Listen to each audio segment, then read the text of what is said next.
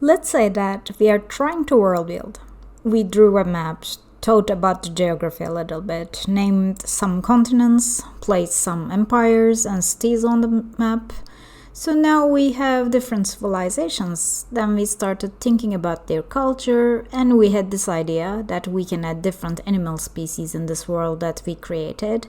And maybe some of these species are going to be very influential on the culture of these people. Like, dogs are an important part of human culture throughout history. And maybe we want the same thing. So we started looking at different types of dogs and found out that there are around 400 different breeds of dogs, and they can look very different when you compare them. And even if you liked a certain breed, let's say a German Shepherd, and you want to use them like normal dogs in your world with no magical attributes or something like that, placing a German Shepherd into your world requires at least some name changes. So in this world, we have Yadasia as a different country. Maybe we will call it Yadasian Shepherd. But maybe you want to use these dogs in your stories more often since they are part of the culture. Maybe one will be a companion to your main character, or you want to design something different than a German Shepherd and really want to make it your own fantasy dog breed. You're not going to be the first one to do that, of course. There are good examples of fantasy dog breeds. Blink dogs from Dungeons and Dragons are mystical, intelligent canines capable of teleportation. They form strong bonds with their pack and often assist good aligned adventurers. We have the famous Mabari in Dragon Age games, which are a breed of intelligent dogs used as warhounds and loyal companions. Dire wolves from A Song of Ice and Fire or Game of Thrones were wolves, but they function similarly to fantasy war dogs, massive, intelligent, and deeply bonded to their owners. Or we have the hellhounds, which can be found in multiple fantasy worlds like D&D or The Witcher, and these hellhounds are fiery demonic canines that often serve as supernatural guardians or hunters. So some of these have roots in mythology, like the well-known Cerberus from the Greek mythology, the three-headed guard dog of the underworld owned by Hades, or a similar one from Norse mythology, Garm, the blood-covered watchdog of hell. But some of the fantasy dog breeds can be rooted in Earth-like species, like the Mabari from Dragon Age. It looks like an intelligent mastiff dog. A mastiff is a large and powerful type of dog, and we have many different breeds of this dog type in the world. In order to create a believable dog breed, we can try to understand these animals a little bit more. I have been working on studies of different animal species just to find inspiration for later projects like these. I was making studies of some canids, and recently I studied the Canis genus, which is made of wolves, coyotes, jackals, and domesticated dogs. Many wolf species look like each other, so it was really easy to choose a wolf, a jackal, a coyote to draw, but it was not really easy to pick a dog to draw. Then I decided to spend more time on drawing the varieties and trying to understand this diversity of appearance. Because dog breeds vary widely in shape, size, and color, no other mammal species have this much diversity. But why do we have all these breeds? Wolves and domesticated dogs are coming from a common ancestor. The dog was selectively bred from an extinct population of wolves by hunter-gatherers. Dogs were the first species domesticated by humans more than 14,000 years ago, predating the rise of agriculture. So this can mean if the world we are building is a primitive one, maybe we will have dogs that look like wolves a lot.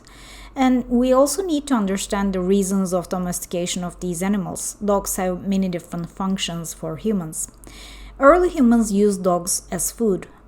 Humans have been consuming dog meat for at least 14,000 years, though the extent to which prehistoric dogs were bred for meat is unclear. The practice was common in many parts of the world until cultural changes, influenced by the spread of religions, led to a decline in consumption and its eventual taboo status. There are hunting dogs that do the hunt for humans or assist the hunt for hunters. Some of these are used for pest or rodent control. Hunting dogs are separated into different groups. First one is a hound, and hounds are also divided into sight hounds and scent hounds. Sight hounds are fast and lean, using their sharp vision to spot and chase prey through coursing. Scent hounds, on the other hand, rely on their keen sense of smell to track and chase animals, often in packs, with some having loud barks to signal their trail. Lurchers are a cross between sighthounds and working dogs, like terriers bred for hunting. And then there are gun dogs, which are primarily used by small game hunters with shotguns and are classified into retrievers, spaniels, setters, pointers, and water dogs. Retrievers are trained to find and return shot game. Setters locate and point at upland game birds. Spaniels are used to flush game for hunters. Pointers locate and point at small game to help flush it. Water dogs are strong swimmers bred to hunt waterfowl. Then we have curs, which are versatile hunting dogs used to hunt large game like raccoons, feral pigs, and cougars. Dachshunds, originally bred to chase and flush out burrowing animals like badgers, are also used to hunt smaller prey like rabbits and track wounded animals. Feists are small dogs that hunt small game, particularly squirrels, and may work in packs to alert hunters. Leikas are hardy dogs from northern Russia that hunt a variety of game, from small animals to large ones like bear and boar. Terriers specialize in hunting small mammals, often going underground to capture or kill their prey, and are sometimes used in hunting larger game like pigs.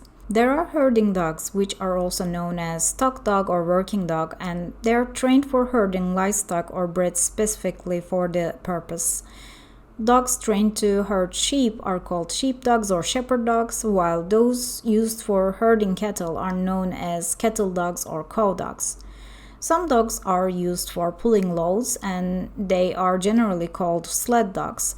They are specifically trained to pull a land vehicle using a harness, typically a sled, across snowy terrain. For at least 8,000 years, sled dogs have been essential in Arctic regions, serving as one of the primary means of transportation alongside watercraft. They remained crucial for travel until the 20th century, when semi-trailer trucks, snowmobiles, and airplanes were introduced. But they are still used today by some rural communities in cold climates, and they are also used for recreational purposes and racing events. Throughout history, dogs have been trained for combat and defense. In ancient times, they were used to guard fortresses, as seen in a battle between the Athenians and Corinthians. The Romans took this further by breeding fierce attack dogs and equipping them with spiked armor to break enemy formations, a tactic noted by Pliny the Elder. During the Napoleonic Wars, dogs served as sentries, using their keen senses to detect threats. These can be grouped as attack dogs. They are also called patrol dogs or security dogs. They are trained to attack on command by sight and in response to provocation. They are used primarily for military and police work. For example, a police dog or canine is trained to assist law enforcement in tasks such as detecting drugs or explosives, tracking missing persons, finding evidence, protecting officers, and apprehending suspects. Some of these are called detection dogs, some of these are called search and rescue dogs, and there are also dogs used just for protection. These are called guard dogs or watchdogs, and they are trained to protect people or property from intruders, whether human or animal. Unlike attack dogs, their role is to alert and deter threats. The practice of using dogs for guarding dates back to ancient times. The Romans even placed beware of dog mosaics at house entrances to warn visitors of guard dogs, and Mastiff-type dogs were used mostly for this purpose. Dogs are also used for companionship. They can be referred as pets, and sometimes if the dogs are very small, then they are called toy dogs.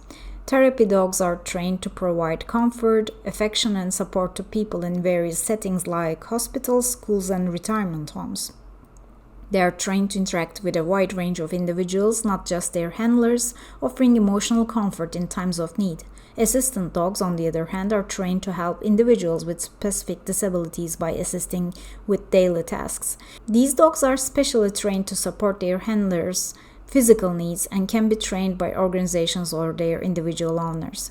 Dogs can be grouped in other ways than just function. For example, there are land races, which are locally adapted dog types. There are natural breeds that are found in specific natural or cultural environments. There have been kennel clubs in different cultures and they try to establish breed standards, so there are pure breeds and crossbreeds. Crossbreeds are sometimes called designer dogs because they have been intentionally bred from 2 or more recognized dog breeds. And there are also mongrels or mixed breed dogs that do not belong to one officially recognized breed. And there are also coy dog mix, coy wolf, dingo dog hybrids, or jackal dog hybrids, wolf dog hybrids. Today, dogs compete in breed conformation shows and various dog sports like racing, sledding, and agility. In breed shows, judges evaluate purebred dogs based on their adherence to established breed standards, assessing their conformity to the specific characteristics of the breed. The varieties of dogs and their relationship with humans is intriguing because dogs began to diversify during the Victorian era when humans took control of their natural selection. Over the past 200 years, most breeds have been derived from small number of founders, resulting in rapid phenotypic changes through artificial selection. This has led to greater diversity in traits like body size, skull shape, tail type, fur, and color that found within the entire order of carnivores. I find this very interesting because there are breeds now that exist because of their appearance. I know people own different dogs because of their different attributes like their appearance, but obviously the looks are an important aspect, and sometimes some breeds are more popular, like in examples when a certain celebrity shows off their new dog or there is a new movie about a dog breed, and then those breeds become much more popular. Then we can say that an animal species is becoming part of fashion. Yes, the fur and leather of many animals are used for fashion also, but this is something different. The animal is bred because of its shape and can become a fashion statement as a companion to a person. This is a bit creepy, but we can also think in a good way. A design selectively bred by humans can show human achievement, but let's not go into ethical territory. We want to focus on creating our own fantasy species. And now, because we know about breeds, different types and functions of these animals, we can use this terminology to create better names for dog breeds of our own. We can also add geographical terms or things like paw and fang to add more variety to our names. We can now decide how to populate our world with different dog varieties. We had Eudasian Shepherd. Let's add a Warhound for Tegurian Empire, Teguran Warhound. And since we focused a lot on dogs, maybe we can say that Teguran Empire are proud of their dogs. Teguran Warhounds are a symbol of courage. They even use it on their heraldry, coat of arms. And maybe people in the palace in the capital, they also loved dogs but needed a different kind and bred this toy dog as pets, and since they are cute, people called a cute name for them, let's say Tegunis. And then maybe there are people that hunt in the Kintalk forest and they bred this special Kintalk terrier. And people in Wormar have sled dogs in the north and they call them Wormarian Whitefang, and since this is a long name, people shortened it by saying Werfang. And then maybe we have law enforcement organization in Burma and they use the Burmese watchdogs. Maybe there is a more natural land race around these mountains and we call it White Sunk Mountain Paw. And maybe there is also a very commonly seen variety in this region and then it can be called Continental Retriever. But if we are going to add much more fantasy, we can always add magical properties to dogs. This can mean we have to think about a magic system first or rules to add magical properties to animals, and it is going to be a different story, but let's just add a few very generic sounding examples like Astral Battlehound, Arcane Shadowfang, Infernal Rinklaw. So for understanding dog breeds better, I drew some different examples of breeds. Before this, actually, as someone who doesn't own a dog, I didn't know much about them, and I still don't know much, but I started learning about canine terminology, and also visually I can maybe understand types of dogs better now. This was a good exercise, and I think I will add some dog breeds to my own world building project. Maybe I will just steal some of these species I liked from this realm of placeholderia. I'm planning to use this realm like a playground for creativity. I will continue making more research on animals, so I hope to see you on another species study.